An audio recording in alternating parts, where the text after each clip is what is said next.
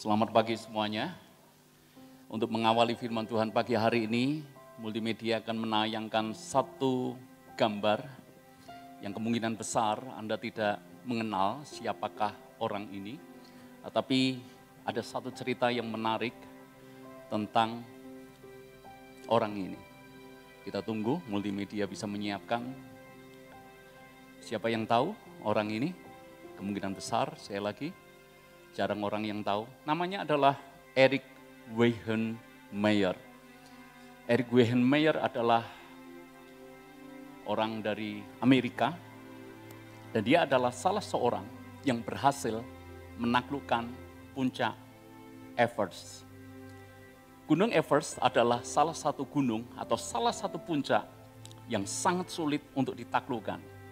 Makanya pendaki kelas dunia mereka baru bisa disebut memiliki sebuah pencapaian tertentu kalau mereka bisa menaklukkan gunung atau puncak Everest ini. Orang yang naik ke Everest tidak semuanya pulang dalam keadaan selamat. Kebetulan saya juga pernah melihat satu film judulnya Everest. Mungkin ada di antara Anda yang juga melihat film ini. Ketika saya melihat film itu saya jadi mengerti ternyata untuk bisa sampai ke puncak itu tidak hanya dibutuhkan fisik yang sangat bagus, tidak hanya dibutuhkan keahlian, tetapi juga mental, tapi juga attitude, tapi juga semangat, tapi juga strategi. Ini kombinasi semuanya baru bisa menaklukkan puncak Everest ini. Erik Weihenmayer adalah salah seorang yang berhasil menaklukkan ke sana. Lalu apa istimewa dari orang yang saya ceritakan ini? Istimewanya kalau Anda lihat wajahnya seolah-olah semuanya baik-baik saja. Tapi orang ini, Erik ini adalah penderita buta pertama yang berhasil menaklukkan puncak Everest. Buat orang yang normal, buat orang yang punya fisik lengkap, itu saja sangat sulit. Apalagi orang buta. Tapi dia bisa menaklukkan puncak Everest ini. Mungkin Anda bertanya, bagaimana mungkin seorang buta bisa menaklukkan puncak tertinggi di dunia? Tentu ada caranya. Dan caranya adalah seperti ini. Mungkin bisa diklik gambarnya. Ya ini ketika dia naik ke puncak Everest. Satu lagi. Silakan diklik. Ya. Ternyata Erik tidak naik sendirian. Untuk bisa sampai di sana, mereka berjalan menjadi bagian dari satu tim. Lalu kemudian Erik harus mengikuti pendaki yang ada di depannya. Dan pendaki yang ada di depannya ini akan digantungkan satu lonceng. Jadi lonceng digantungkan di bagian belakang. Sehingga ketika pendaki yang ada di depannya ini berjalan, maka terdengarlah bunyi lonceng itu. Maka Erik yang di belakangnya karena dia buta, dia tidak bisa melihat kanan kirinya, di mana dia tidak tahu. Tapi asal dia mendengar bunyi lonceng itu. Kalau lonceng itu dia dengar arahnya kanan, dia akan ikut kanan. Lonceng itu terdengar di kiri, dia akan ikut kiri dan seterusnya. Maka Erik akhirnya bisa mendaki sampai puncak Everest. Kata kuncinya adalah dia mendengar dan dia harus mentaati sekaligus percaya kepada pendaki yang ada di depannya. Dia harus percaya kepada temannya. Dia percaya temannya tidak menyesatkan. Dia percaya temannya akan menuntun dia sampai ke puncak. Jadilah dia orang buta pertama yang menaklukkan gunung Everest. Tahukah Anda bahwa Tuhan juga punya rencana terbaik dalam hidup kita? Yang percaya katakan amin. Tuhan punya rencana yang besar buat hidup kita. Bahkan Alkitab berkata, Dia ingin kita naik dan bukan turun. Dia ingin kita menjadi kepala dan bukan ekor. Tuhan ingin kita berada di puncak. Bagaimana supaya kita mengalami kehidupan yang terbaik? Maka salah satu kunci yang akan kita pelajari pada hari ini adalah mendengar dan taat. Untuk mendengar mungkin tidak sulit, tetapi yang menjadi sulit adalah apakah kita taat dengan apa yang kita dengar. Itu sebabnya hari ini kita mau belajar tentang ketaatan. Ketaatan yang membawa Erik Weihenmayer sampai ke puncak Everest. Ketaatan yang sama kalau kita lakukan dalam hidup kita akan membawa kita sampai ke tempat terbaik, ke tempat tujuan yang memang Tuhan sediakan buat kita semuanya. Siap belajar? Buka Alkitab saudara di dalam Lukas pasal yang kelima. Hari ini saya sungguh ingin Anda menaruh perhatian kepada firman Tuhan ini, karena mungkin yang saya jelaskan adalah hal yang cukup baru, karena saya mendengar atau saya belajar hal ini cukup baru saudara. Berikan waktu perhatian yang terbaik, saya yakin Roh Kudus akan berbicara kepada Anda dan Anda akan diberkati oleh firman Tuhan. Lukas pasal yang kelima, ayat yang pertama dan seterusnya. Pada suatu kali, Yesus berdiri di pantai Danau Genesaret. Sedang orang banyak mengerumuni dia hendak mendengarkan firman Allah. Ia melihat dua perahu di tepi pantai, nelayan-nelayannya telah turun dan sedang membasuh jalannya. Ia naik ke dalam salah satu perahu itu, yaitu perahu Simon, dan menyuruh dia supaya menolakkan perahunya sedikit jauh dari pantai. Lalu ia duduk dan mengajar orang banyak dari atas perahu. Setelah selesai berbicara, ia berkata kepada Simon, "Bertolaklah ke tempat yang dalam dan tebarkanlah jalamu untuk menangkap ikan." Simon menjawab, "Guru, telah sepanjang malam kami bekerja keras dan kami tidak menangkap apa-apa. Tetapi karena engkau menyuruhnya, aku akan menebarkan jala juga." Dan setelah mereka melakukannya, mereka menangkap sejumlah besar ikan sehingga jala mereka mulai koyak. Lalu mereka memberi isyarat kepada teman-temannya di perahu yang lain supaya mereka datang membantunya, dan mereka itu datang. Lalu mereka bersama-sama mengisi kedua perahu itu dengan ikan hingga hampir tenggelam. Nats ini sudah saya baca berkali-kali. Mungkin lebih dari 10 kali saya membaca perikop atau kisah ini. Saya sudah menulis tentang perikop ini juga sudah berkali-kali. Saya mengkhotbahkannya juga berkali-kali. Tetapi kira-kira 2 minggu yang lalu saya sangat diberkati dengan kisah ini, karena seolah-olah ada sebuah insight yang baru yang Tuhan bagikan kepada saya. Jadi ceritanya saya sedang membaca buku, ini buku terjemahan saudara, dan di buku itu dikutip ayat ini. Ayat yang keempat. Diulangi lagi. Ayat yang keempat, di buku terjemahan itu ditulis, "Bertolaklah ke tempat yang dalam dan tebarkanlah jalamu untuk menangkap ikan." Dan saya baca buku itu, kok di akhir ayat itu ditulis dalam tanda kurung kata jamak. Saya bingung, maksudnya apa jamak ini? Jadi kata jala itu di bold, lalu kemudian dikasih tanda kurung dengan tulisan kata jamak. Kalau Anda belajar bahasa Indonesia, Anda tahu jamak artinya lebih dari satu. Kata tunggal dan kata jamak. Buku itu satu.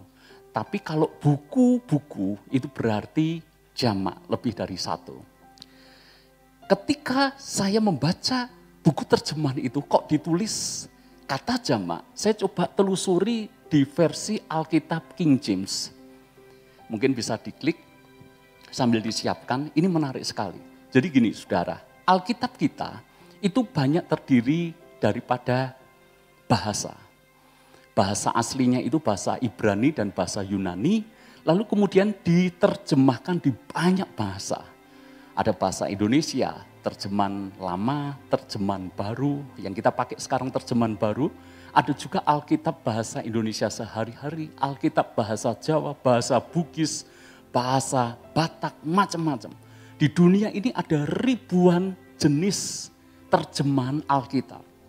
Dan salah satu terjemahan yang para ahli Alkitab mengakui terjemahan ini sangat mendekati aslinya, itu adalah Alkitab versi King James. Atau kalau Anda sering melihat singkatannya KJV, King James Version. Ini Alkitab yang penterjemahnya itu sangat bagus, mirip dengan Alkitab aslinya.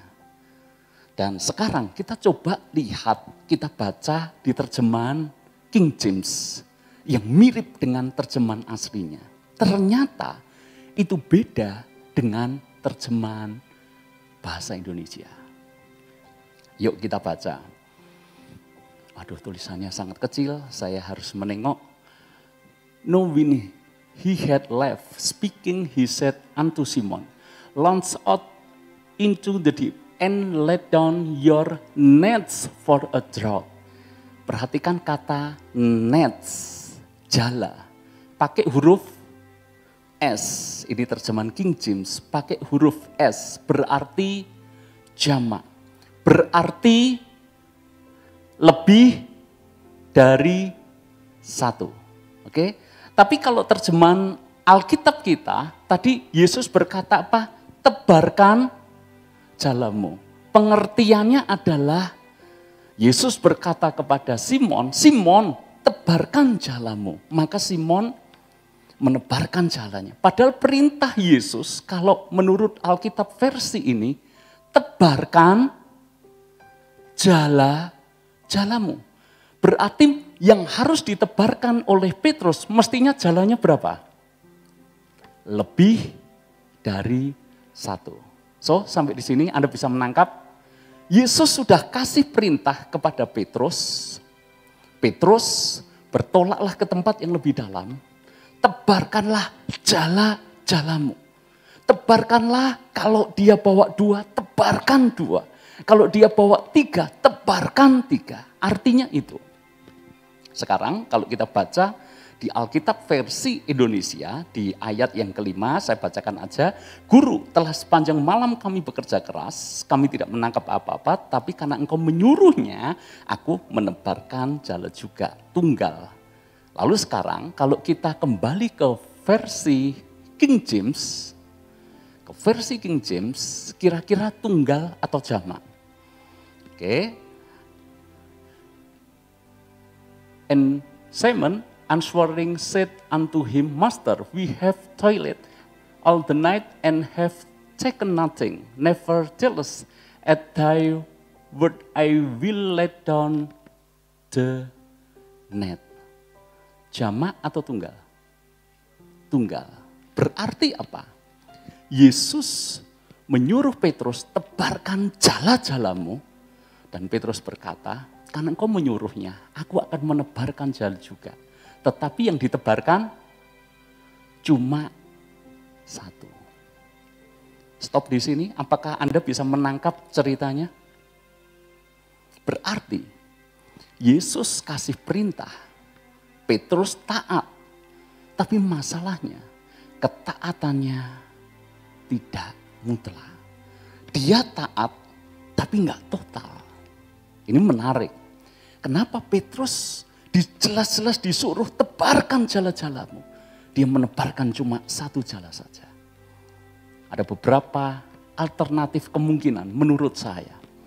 Alternatif pertama, mungkin dia adalah seorang nelayan yang sudah dari sejak kecil hidup melaut. Jadi dia mengerti persis. Kalau semalam-malaman sudah tidak mendapat apa-apa, kalau tangkapan sedikit saja, itu artinya cuaca buruk. Apalagi tidak mendapat ikan sama sekali. Berarti, kalaupun dia mau menebarkan jala sebanyak apapun, juga hasilnya akan percuma. Jelas semalam-malaman gak dapat apa-apa, saudara. Ini disuruh menebarkan dan harus menebarkan banyak jala. Buat apa? Dan pikirkan kalau tadi kita membaca di ayat yang pertama atau kedua, di situ diceritakan Yesus sedang mengajar dan nelayan-nelayan sedang membasuh jalannya. Tadi kita ketemu enggak kalimat itu?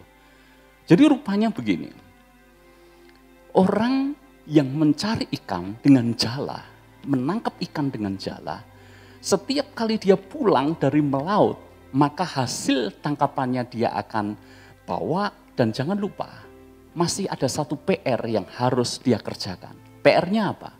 Membasuh jala, membereskan jala. Mirip mengurai benang yang rumit. Bahasa Jermannya bundet. Jala bisa bundet, saudara, rumit. Dan itu harus diurai satu persatu. Itu merepotkan. Sekarang saya bisa memahami cara pikir Petrus. Kenapa dia tidak bersedia menebarkan banyak jala. Sekalipun Yesus sudah berkata, tebarkan jala-jalamu. Karena Petrus berpikir, semalam-malaman tidak dapat apa-apa. Kalau aku menebarkan banyak jala, nanti hasilnya juga kosong. Berarti saya masih ada PR tambahan. Merapikan jala-jala yang ruwet ini lagi. Butuh waktu untuk membasuh jala.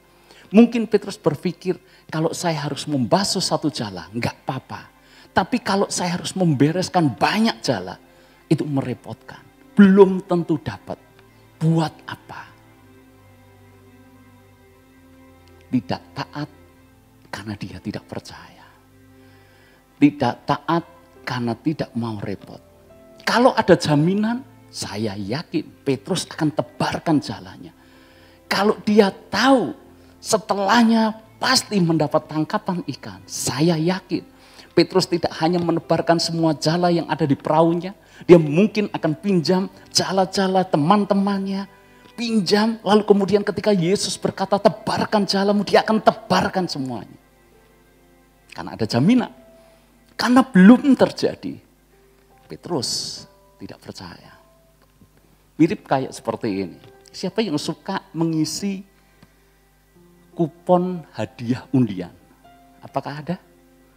Suka belanja di supermarket, lalu kemudian kalau Anda belanja dengan nominal tertentu, lalu kemudian Anda dapat banyak kupon.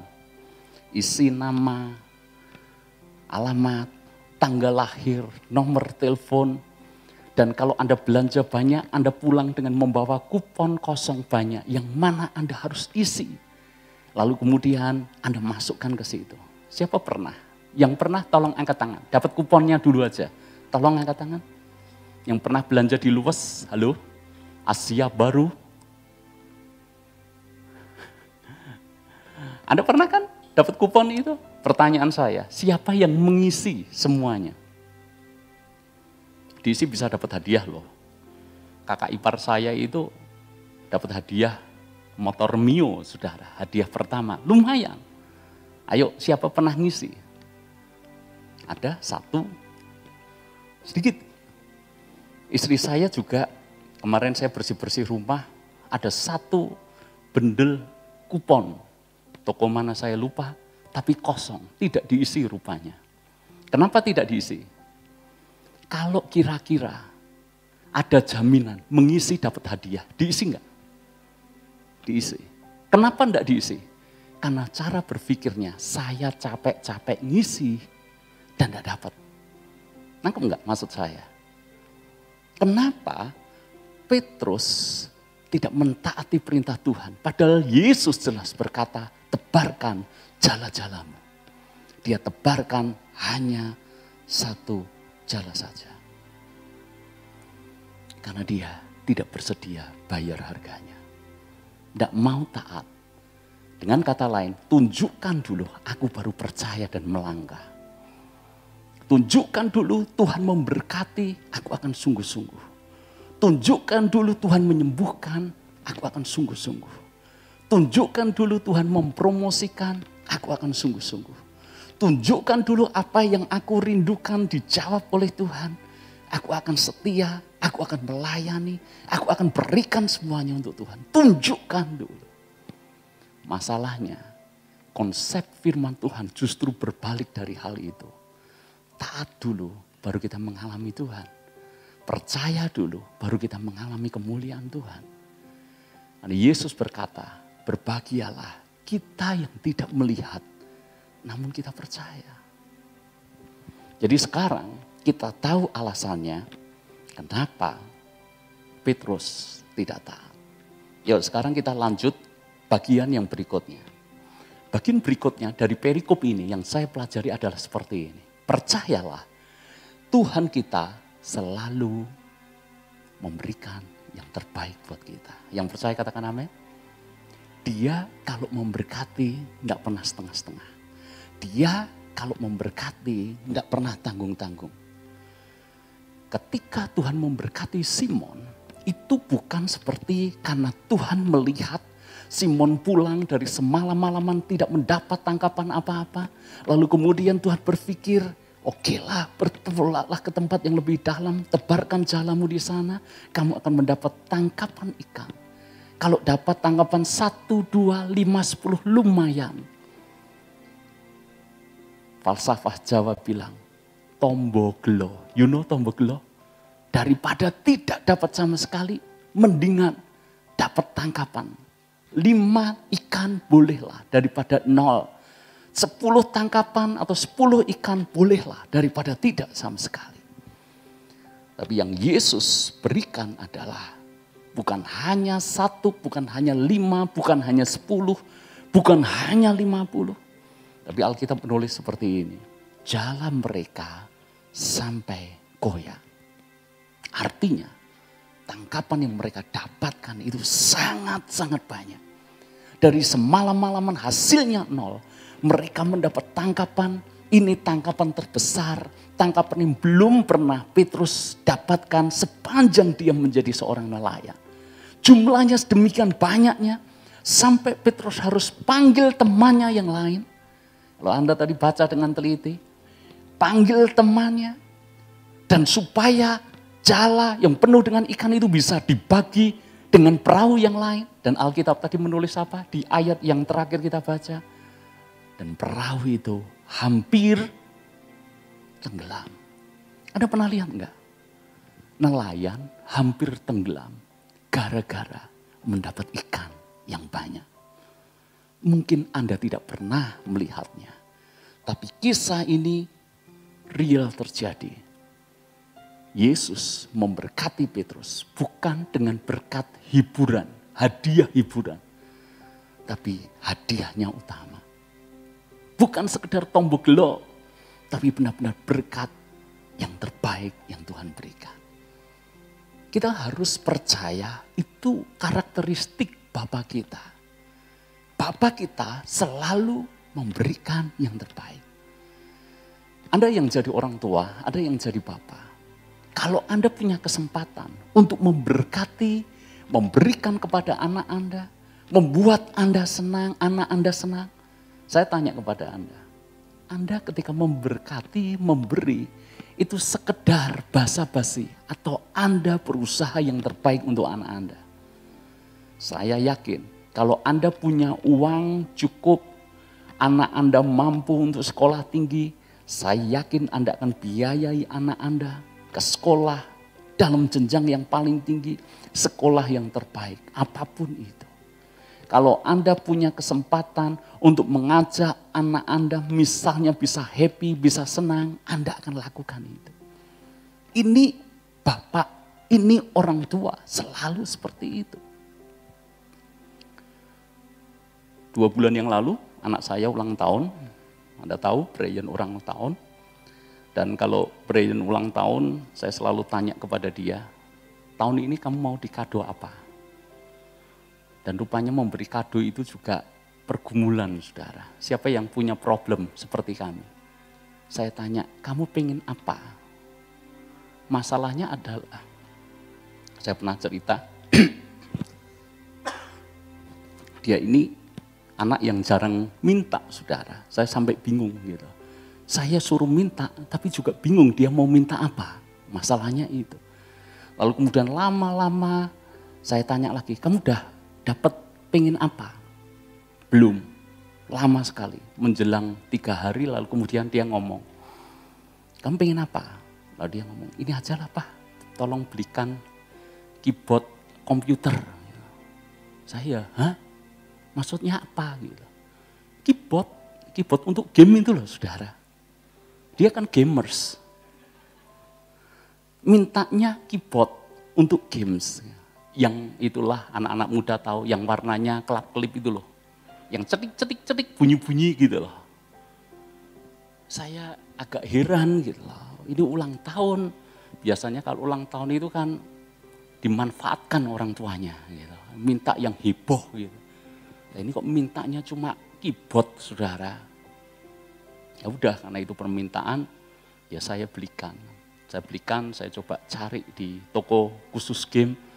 Saya tanya gitu, keyboard yang bagus untuk game yang mana gitu ya. Dan ternyata membuat saya syok juga. Dan saya kan tidak pernah main game, jadi saya nggak ngerti gitu. Ya kemudian ya akhirnya saya belikan keyboard. Tapi saya sebetulnya kasih keyboard ya cukup, anak saya seneng, saudara. Karena kan dia mintanya juga keyboard untuk game. Yang kelap-kelip itu loh, yang cetak-cetik itu. Tapi saya pikir, padahal saya sebetulnya sering marah-marahi dia gara-gara game. Ini kan kayak pertentangan batin. Tapi di sisi yang lain, saya pengen kasih yang terbaik untuk anak saya. Jadi saya ngomong, selain keyboard, jadi agak gagah gitu loh saudara belinya. Yang lain untuk perlengkapan game apa gitu loh. Mouse-nya sudah ada Pak, boleh belikan mouse, pilih yang baik, saya ngomong gitu saudara. Dipilihkan, wah Pak kalau di sini mouse yang baik nggak ada, adanya di toko itu. Serinya apa? Saya catat saudara, ini kelihatan gagah gitu.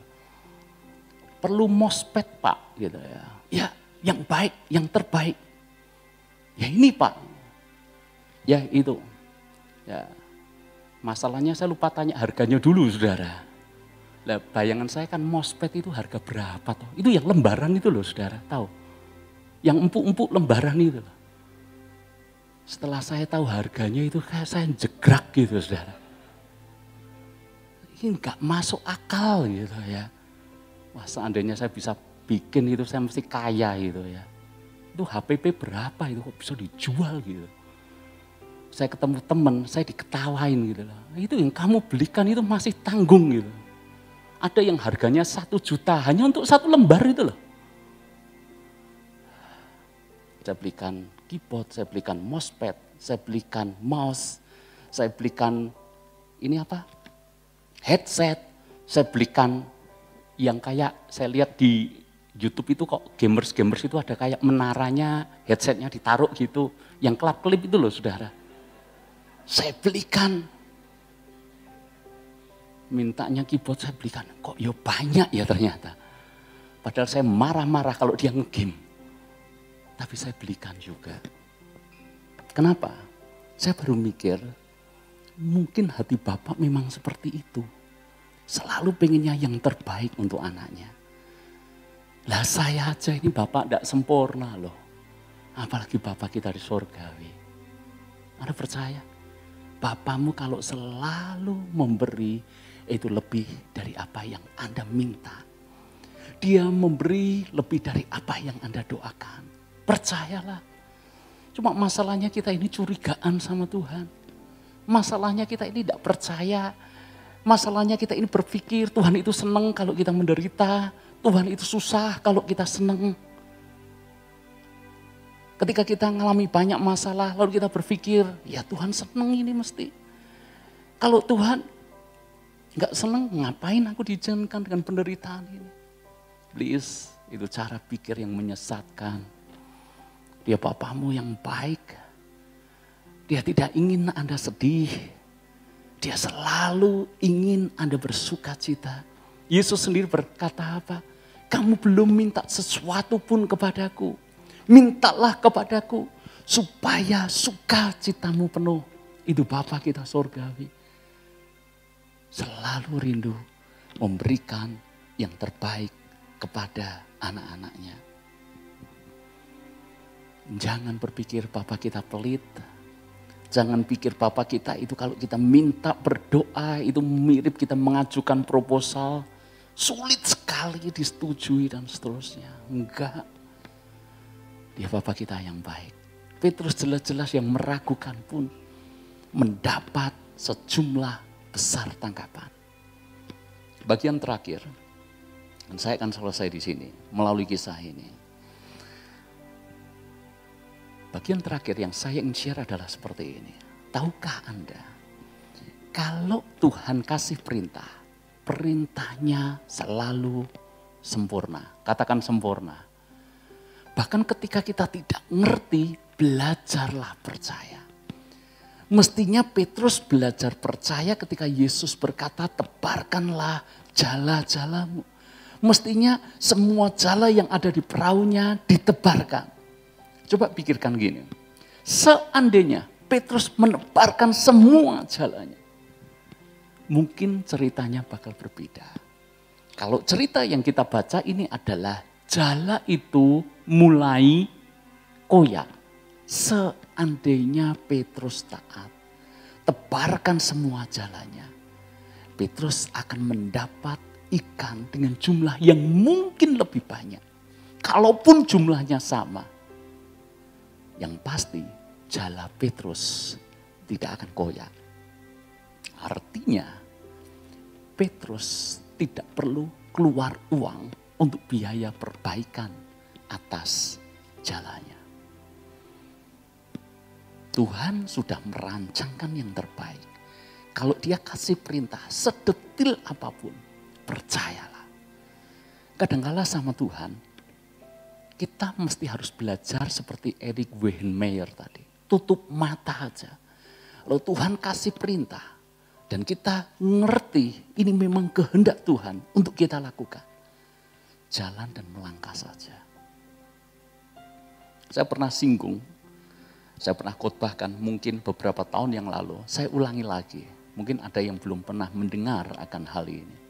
Jadi kalau Anda baca ketetapan Taurat, salah satu perintah Tuhan kepada para imam adalah di kemah suci itu selalu ada yang namanya pelita. Pelita atau api ini harus nyala terus. Dan Tuhan kasih perintah yang harus dipakai sebagai minyak itu harus minyak zaitun. Minyak zaitun yang murni, yang ditumbuk. Mungkin para imam itu berpikir, kok Tuhan itu kasih perintah ribet. Yang penting kan nyala selesai. Yang penting kan terang selesai. Mau kasih bimoli, mau kasih sanko, mau kasih minyak curah, enggak apa-apa. Yang penting nyala selesai. Padahal Tuhan kasih perintah, mesti harus minyak zaitun yang murni dan yang ditumbuk. Apakah Tuhan sengaja mempersulit? Kasih perintah memperumit. Tuhan ribet. Kalau Anda berpikir demikian, Anda keliru besar. Ternyata para ahli Alkitab meneliti, satu-satunya minyak yang membuat api itu tidak berasap adalah minyak zaitun yang murni dan yang ditumbuk.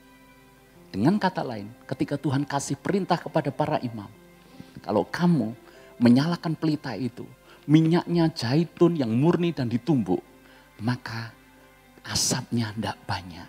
Sehingga kamu yang bertugas di kemah suci, tidak kemasukan banyak asap. Tidak keblebekan asap. Tuhan itu ketika kasih perintah, itu detail. Perintah yang bahkan terbaik buat kita. Masalahnya kita ini sering improve, saudara. Tahu improve? Improvisasi. Improvisasi menurut sukanya kita. Padahal jelas perintahnya tebarkan jala-jalamu. Petrus tebarkan satu jala. Improve itu. Mirip Saul. Kalau Anda nanti baca kisah bagaimana Tuhan kasih perintah kepada Saul untuk berperang melawan Amalek. Tuhan sudah berjanji bahwa bangsa Amalek tidak akan pernah ada lagi. Tapi dengan syarat, bunuh semua yang ada di Amalek.